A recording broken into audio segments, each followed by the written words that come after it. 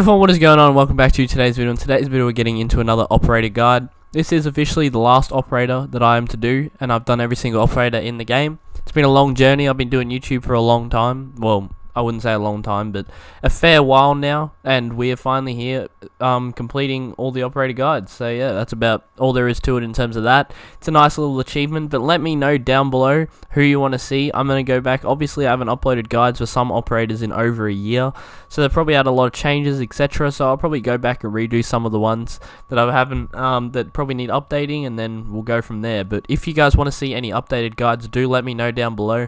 If I've uploaded the video and they haven't had a change at all, then there's really no point in me making another video. But if it's been like someone who's been out for like a year and a half, I think my longest video has been out, which is Bandit. So if there's like anything that I haven't done in a long time, do go and check the operator guide playlist. It's in the playlist section of my channel, and just let me know which one you want. I'll make sure to get whatever you guys want done. So do leave the comments down below, and just like a comment if someone's already commented it, and I'll probably do the most liked comment for next week's video. So let me know down below. And with that said, I hope you guys do enjoy this video. If you do, make sure to leave a like, drop a sub, notification bell. Also make sure to come check out my Twitch streams. Links in the description down below. I'd love to see you guys there. With that said, let's get into the Flores guide. Now, Flores or Flores, I really don't know how to say it. I'm going to refer to him as Flores. I haven't even read up on how you actually properly pronounce it. That's my bad. But we're going to go with Flores for this video. If it is Flores, however else you say it, I do apologize. I mispronounce names all the time, according to my comment section, so don't mind me. But as always, we're going to start off with the weapon review, then we're going to move on to the gadget utilization and finish off with the operator strategies. And with that said, I think let's just get into the video, so let's do it. So, in its two primary weapons, the first primary weapon here is the AR-33. It is an assault rifle doing 41 damage on 749 rounds per minute fire rate with 25 bullets in the magazine. If you do know this gun already, as it is on Thatcher, and some people use it, some people don't. Seems our Thatcher has the L8.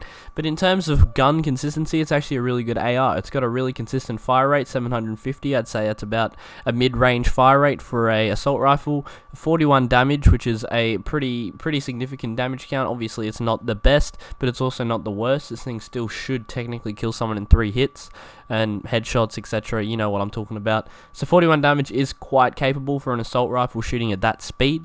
I definitely wouldn't be complaining, and I just think overall in terms of recoil, etc., I think it's a really controllable gun, and I think I honestly think it's one of the stronger weapons in the game. Obviously there's a few weak points.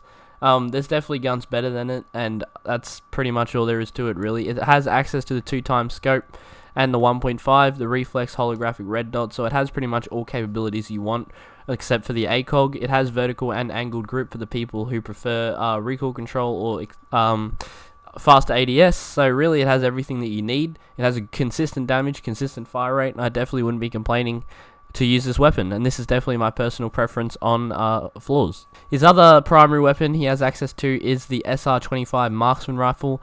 On 61 damage on a trigger finger fire rate, however fast you can shoot, 20 bullets in the magazine. Obviously that does sound like a good weapon, but it is a marksman rifle, as I said, which is a DMR, so obviously it shoots at a it's a single fire gun. It shoots as fast as your finger can shoot it, and obviously it has kickback when you do shoot it because it is a DMR.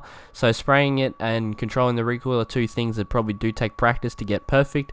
But once you do get it right, which is something I've never mastered, I feel like the DMR outputting that much damage and quickly with like simply just a trigger finger really can probably put someone down quite fast, even before they can react if you're fast enough. It really depends on how much COD you've played in your lifetime. So, but overall I think DMRs definitely aren't as bad as people make them out to be. Obviously there's a specific audience for them. I'm not personally part of it, but I think there's definitely potential in the SR-25, and it just has a lot of capabilities. In my opinion though, I think the AR-33 is definitely still the go-to weapon. Any sort of assault rifle over a marksman rifle most of the time probably will be the better choice, especially if you're like no god. If you're a champion then maybe, but I feel like as just regular players such as myself, I think the AR is definitely the way to go. But if you are willing to put the time into master DMRs and it's something you want to do, go right ahead. I'm not stopping you. can output a lot of damage if you put in the time and sort that out. So with that said though, he has one secondary weapon. There is no argument over there. He has 44 damage, trigger finger fire rate, 18 bullets in the magazine, GSH 18, which is the Spetsnaz 9mm short range. So obviously this is the lower damage pistol from the Spetsnaz side. The PMM is the higher damage pistol. But otherwise, I think it's still just a solid weapon. Obviously, there's better pistols, but I think it definitely does the job that you'll need to clean up kills if you find it necessary. And otherwise, I think it's just a solid secondary to have.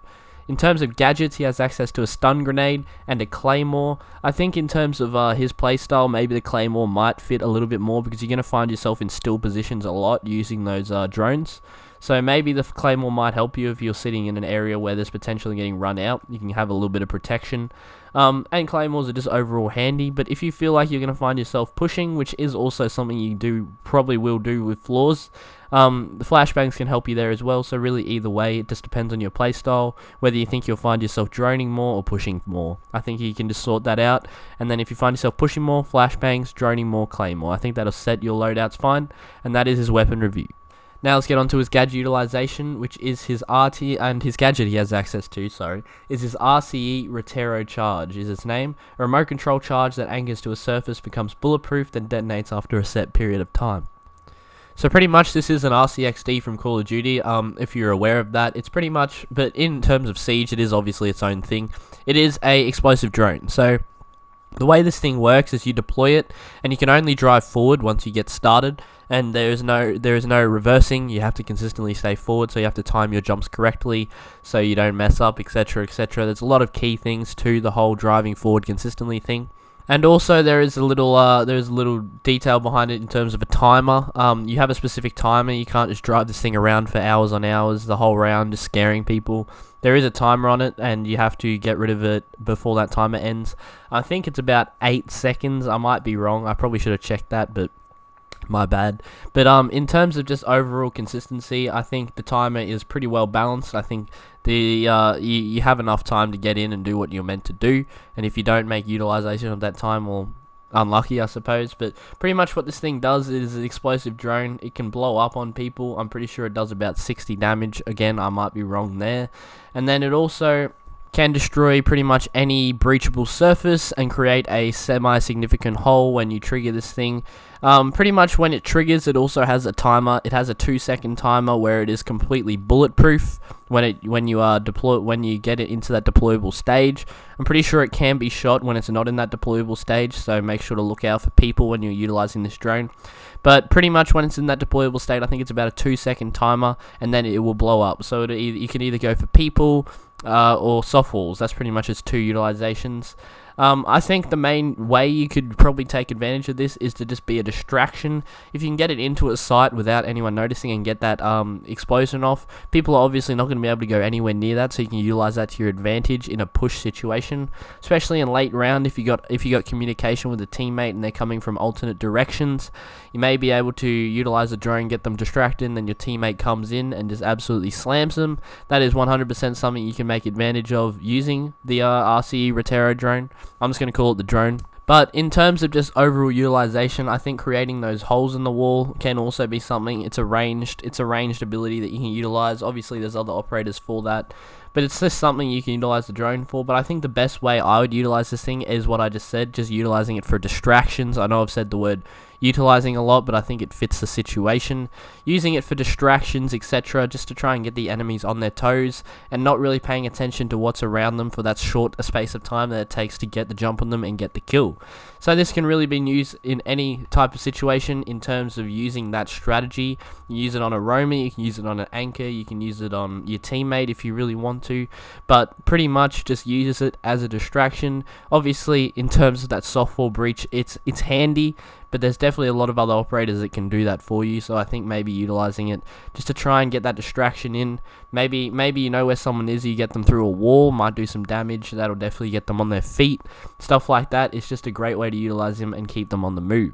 And finally, with his operator strategies, he has a 2-speed, 2 armor. I think he definitely fits frag role, but I think he kind of drifts over to the support role because his gadget can be used, as I just said, as a distraction, which can lead to support, as I said before, with the teammates pushing in, taking advantage of the distraction, etc. I think he's really between flex and fragger, I think, because he has fragging capability weapons.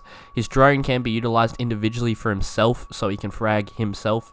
He's not like a stuck big guy. He's a balanced 2 speed 2 armor, so I think overall he just fits a role of in between that area perfectly. I wouldn't say he's either of them, and if you guys disagree, do let me know, because obviously general conversation is always great.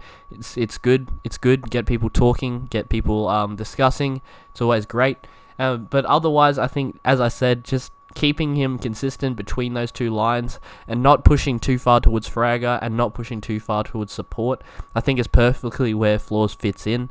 I think, yeah, that pretty much sums him up perfectly. I think you don't want to push too far into just running in and being an Ash main, but you don't want to play yourself such as a Montang and just sit back and relax for the whole round, because you don't really, once those drones are gone, you don't really have much capability. And you do have 4 of them, which is a fair amount of drones, but just look out. Think about what you're doing with the team, but also think about what you're doing for yourself. Utilize everything you have in your loadout, and that pretty much sums up Flores perfectly. With that said, that's enough from me. I hope you guys did enjoy this final operator guide. I'm happy to have had them all done. It's definitely something I didn't even know I'd be able to do, but here we are, still sitting here, at least a year after my first operator guide, and we're doing the last operator in the game, so that's really cool. Hope you guys did enjoy this video. Make sure to leave a like, drop a sub, notification bell, and also make sure to come check out my Twitch streams. Links in the description down below. I'd love to see you guys there. With that said, I'll catch you in the next one. Peace.